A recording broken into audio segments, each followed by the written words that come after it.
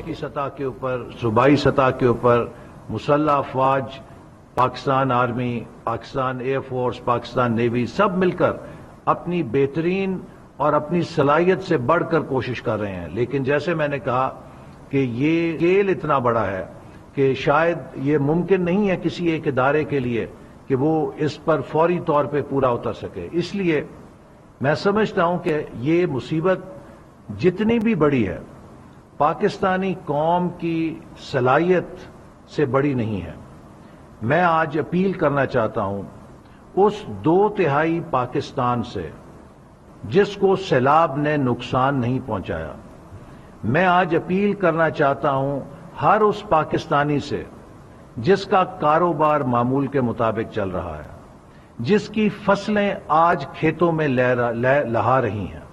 میں ہر اس پاکستانی سے اپیل کرنا چاہتا ہوں جو رات کو اپنے گھر میں بستر کے اوپر پنکھا چلا کے یا ایئر کنڈیشنر چلا کے آرام سے سوتا ہے۔ میں ہر اس پاکستانی سے اپیل کرنا چاہتا ہوں کہ جو صبح سویرے اٹھ کر اپنے بچوں کو حفاظت کے ساتھ تیار کر کے اسکول بھیجتا ہے اور وہ وہاں سے تعلیم حاصل کر کے معمول کے مطابق واپس آتے ہیں۔ میں ہر اس پاکستانی سے اپیل کرنا چاہتا ہوں جو آج اپنے صاف ستھرے ماحول کے اندر صحت مند زندگی گزار رہا ہے۔ ہمارے لاکھوں بہنیں اور بھائی اپنا گھر چھوڑنے پر مجبور ہیں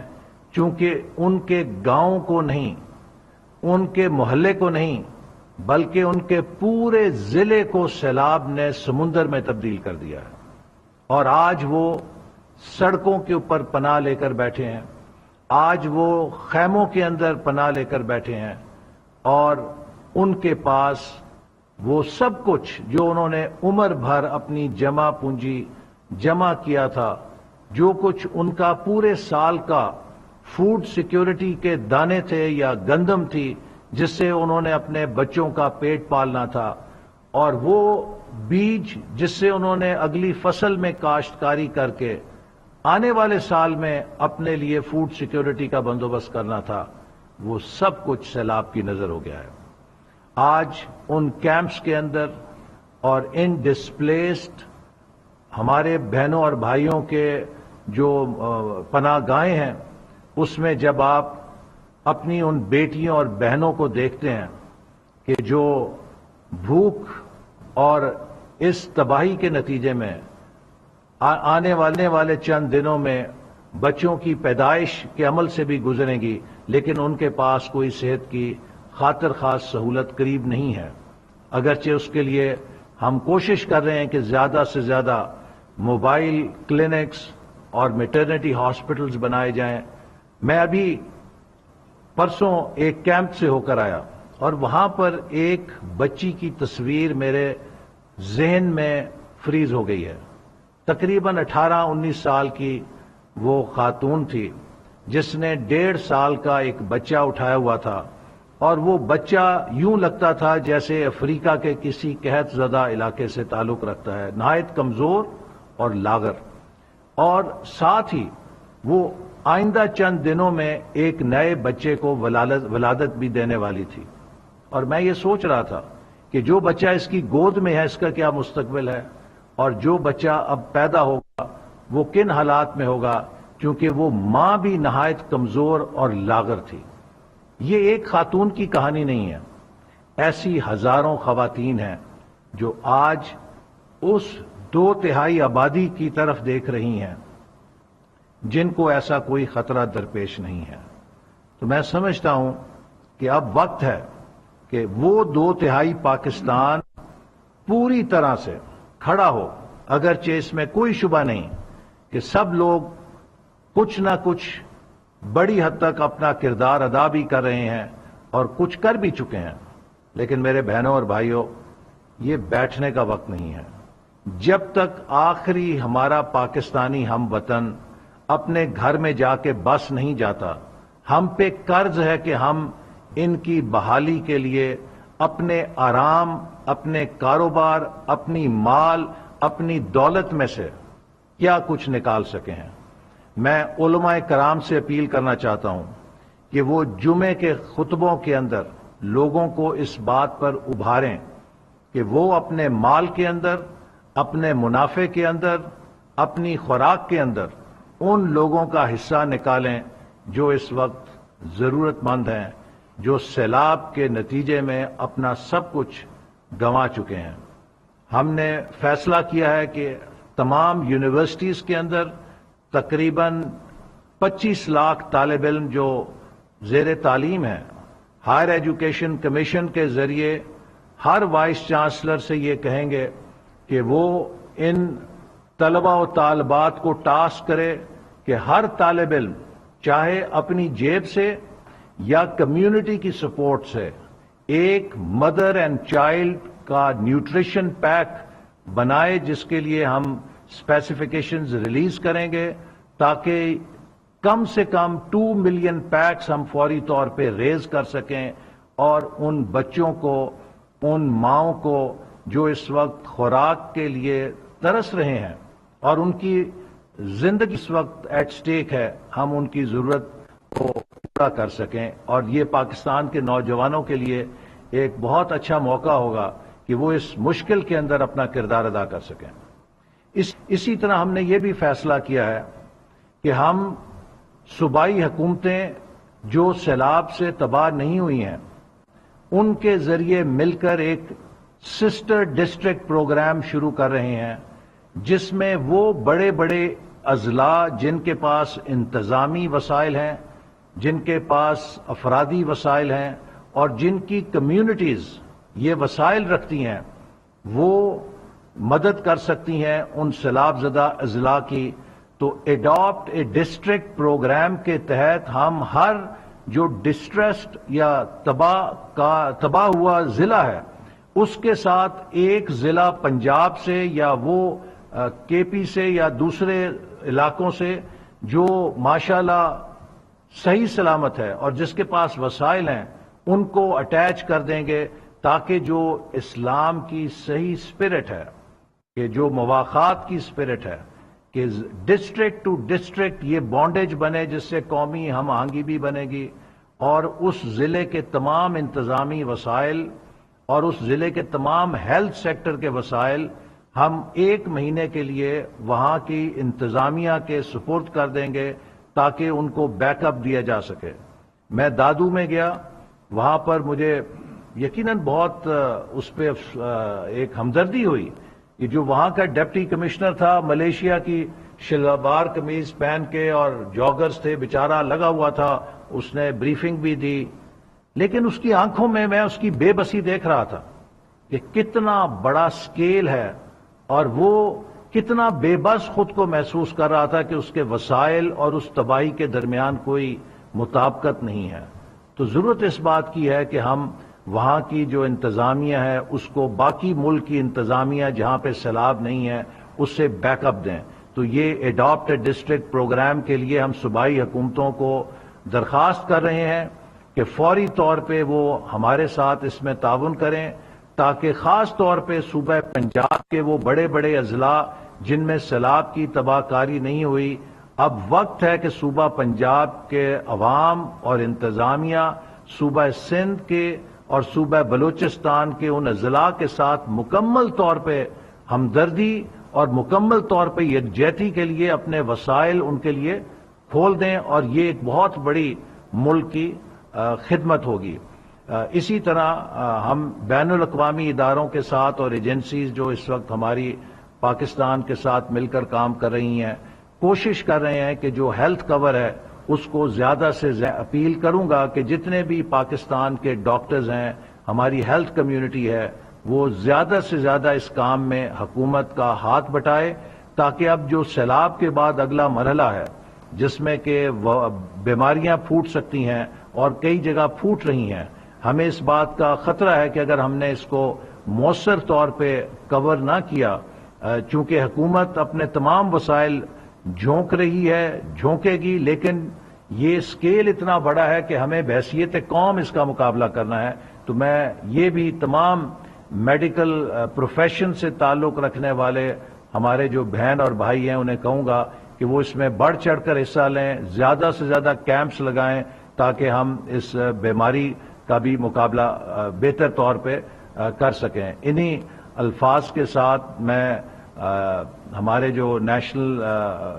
ڈیزاسٹر مینجمنٹ اتھارٹی کے چیئرمین اور ہمارے national flood response coordination centre کے کوآرڈینیٹر ہیں، ان سے بھی کہوں گا کہ یہ اپنی اداروں کی جو کارروائیاں ہیں اور جو ریلیف اس وقت ہو رہا ہے اس کے بارے میں بھی بریف کریں.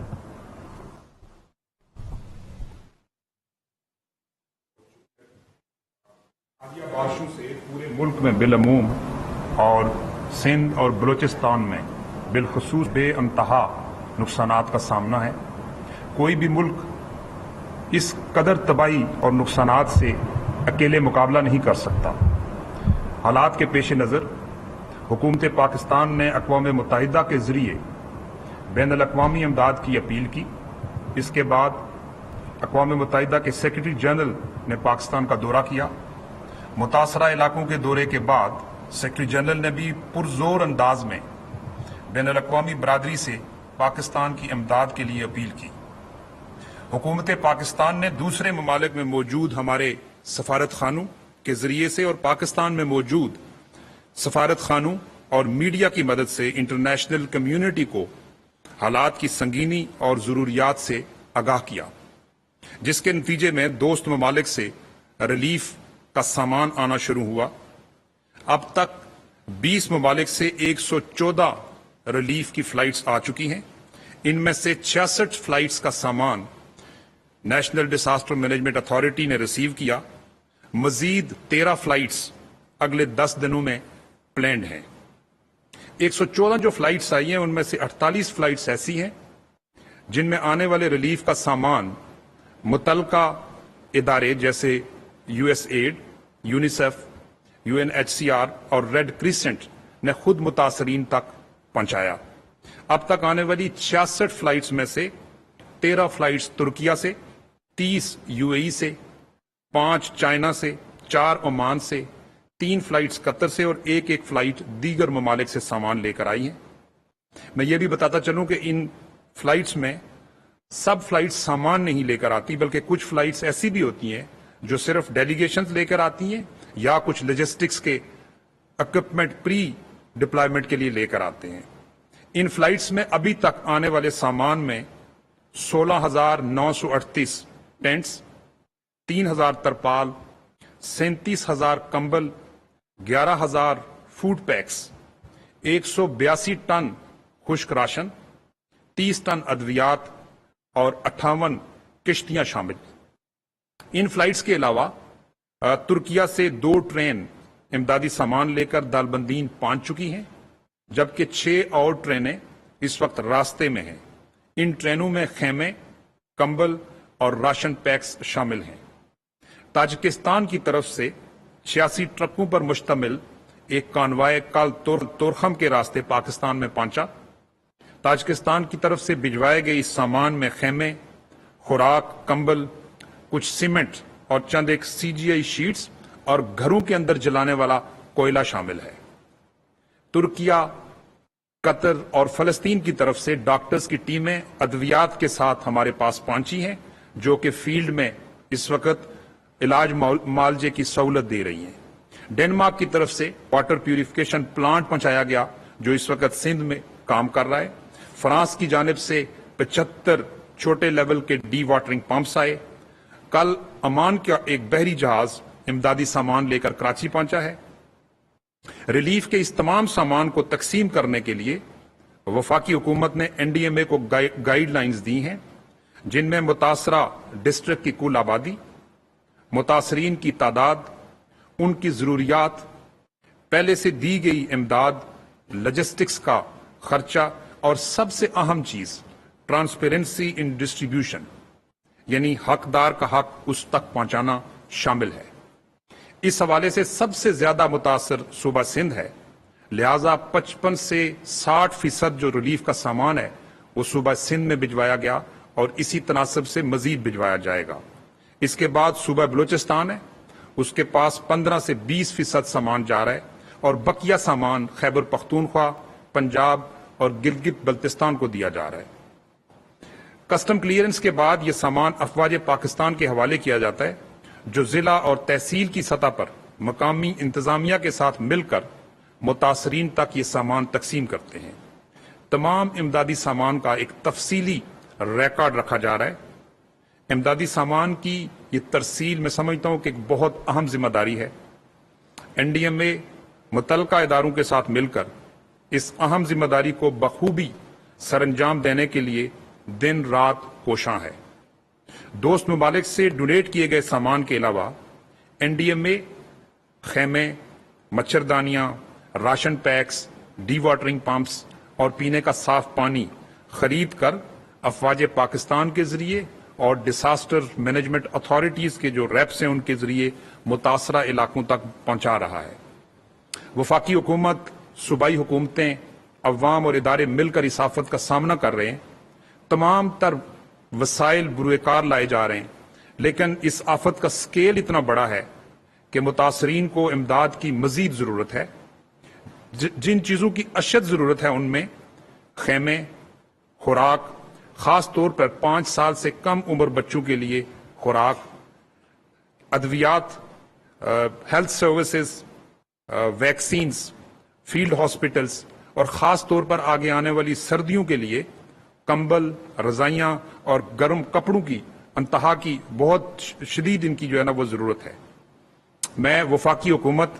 عوام اور این ڈی ایم اے کی جانب سے ان تمام ممالک کا شکریہ ادا کرتا ہوں جنہوں نے مشکل کی اس گھڑی میں ہمیں یہ امداد بھجوائی۔ بلا شبہ اس امداد سے متاثرین کی پریشانیوں میں کمی واقع ہوئی۔ اس وقت متاثرین کو مزید امداد کی اشد ضرورت ہے، جس کا ذکر ابھی احسن اقبال صاحب نے بھی کیا ہے۔ اس لیے میں ملک میں رہنے والے تمام مخیر حضرات سے اور بیرون ملک مقیم تمام پاکستانیوں سے یہ اپیل کرتا ہوں کہ وہ دل کھول کر اپنے پاکستانی بہن بھائیوں اور بزرگوں کے لیے ریلیف کا سامان ڈونیٹ کریں۔ یاد رہے کہ آپ کی ایک چھوٹی سی ڈونیشن کسی کی زندگی بچا سکتی ہے۔ بہت شکریہ۔ شکریہ۔ سیلاب کی حالیہ تباہ کاریوں کے خلاف متحدہ حکومت عملی تشکیل دینے کے لیے وزیر اعظم پاکستان کے حکم پر این ایف آر سی سی کے قیام 1 ستمبر کو عمل میں لایا گیا۔ یہ سینٹر سیلاب متاثرہ لوگوں کے لیے اور ان کی بحالی اور امداد کے لیے ون ونڈو آپریشن کر رہا ہے۔ اس کے ہمارے ساتھ تمام صوبے، وفاقی ادارے، افواج پاکستان اور یونائٹڈ نیشن ایجنسیز اور اس کے ساتھ ساتھ این جی اوز ہمارے ساتھ مل کے کام کر رہے ہیں۔ ہم یہ کوشش کر رہے ہیں کہ تمام ادارے مل کر اس بہت بڑی مصیبت کے خلاف کام کر سکیں اور ہم ان کا عمل اس عمل میں بہتر کوآرڈینیشن کے ذریعے تمام لوگوں تک پہنچ سکیں۔ یقیناً ہم تمام تک شاید اب تک نہیں پہنچ پائے، لیکن ہماری کوشش ابھی بھی جاری ہے۔ روزانہ کی بنیاد پر ہم تمام ڈسٹرکٹ کمشنرز، اے سیز اور پروونشل گورنمنٹس کے ریپس کے ساتھ بات چیت کرتے ہیں۔ اس میں کچھ کام ہم کر چکے ہیں اور کچھ کاموں پہ ابھی بھی بہت اور وقت چاہیے۔ اس میں سب سے پہلی چیز جو ہے متاثرہ سڑکیں اور ریل کی بحالی اور پلوں کی تعمیر ہے۔ بلوچستان پروونس جو آج سے 1 مہینہ پہلے کوئی بھی نیشنل ہائی وے نہیں چل رہی تھی، اس وقت تمام کنیکٹیوٹی بحال ہو چکی ہے۔ ML1 جو پاکستان کی مین ریلوے لائن ہے، اس پہ حالانکہ 2 جگہوں پر 8 سے 10 انچ پانی کھڑا ہے، اس کے باوجود اس کے اوپر ریل گاڑی چل رہی ہے۔ پیسنجر ٹریفک بھی بہت ویری سون بحال ہو جائے گی۔ اس کے ساتھ ساتھ متاثرہ علاقوں میں خصوصی طور پر اور ملک میں عمومی طور پر خوراک کی فراہمی کو یقینی بنا رہے ہیں۔ اس میں آپ کو بتاتا چلوں کہ پاکستان میں اس وقت جو گندم کے سٹاکس ہیں وہ وافر مقدار میں موجود ہیں۔ پچھلے سال آج ہی کے دن پاکستان میں 6.1 ملین ٹنز گندم تھی۔ آج کے دن ہمارے پاس 7 ملین ٹن گندم موجود ہے اور 1 اور ملین ٹن آ رہی ہے۔ تو گندم کی کوئی شارٹیج نہیں ہے اور نہ شارٹیج ہونے کا کوئی سوال ہے۔ ہم نے اس سیلاب سے متاثرہ علاقوں میں یہ بھی چیک کیا ہے کہ پاسکو، سندھ گورنمنٹ اور بلوچستان گورنمنٹ کے جو سائلوز بنے ہوئے تھے وہاں گندم کے کیا حالات ہیں، تو اس میں لاسز ویری نامنل، بہت ہی تھوڑے، کئی جگہوں پر 3% اور زیادہ تر جگہوں پر اس سے بھی کم لاسز ہیں، جس سے ہمیں یقین ہے کہ ہمیں گندم پہنچانے اور آٹا لوگوں تک پہنچانے میں مسائل نہیں ہوں گے۔ اس میں جو لوگ ہورڈنگ یا اس کی قیمتیں بڑھا رہے ہیں، کارٹلائزیشن کر رہے ہیں، ان کے خلاف بھی حکومت ایکشن کرے گی، کیونکہ ہمارے پاس اس قسم کی تمام اجناس، غذائی اجناس کی وافر مقدار موجود ہے، خاص کر گندم۔ اس کے ساتھ ساتھ ایک اور جس پہ ہمیں بہت سیریسلی کام کر رہے ہیں وہ ہے کہ ہم یہ چاہتے ہیں کہ گندم کی فصل جس نے اکتوبر میں لگنا ہے وہ ہم لگا سکیں سندھ کے اندر۔ اس میں پانی کی نکاسی جاری ہے بہت ساری جگہوں پہ۔ ہمارا یہ خیال ہے کہ سندھ کا زیادہ تر حصہ گندم کے قابل ہو جائے گا۔ ان علاقوں کے لیے ہم سیڈ بھی پروکیور کریں گے، انٹرنیشنل کمیونٹی سے بھی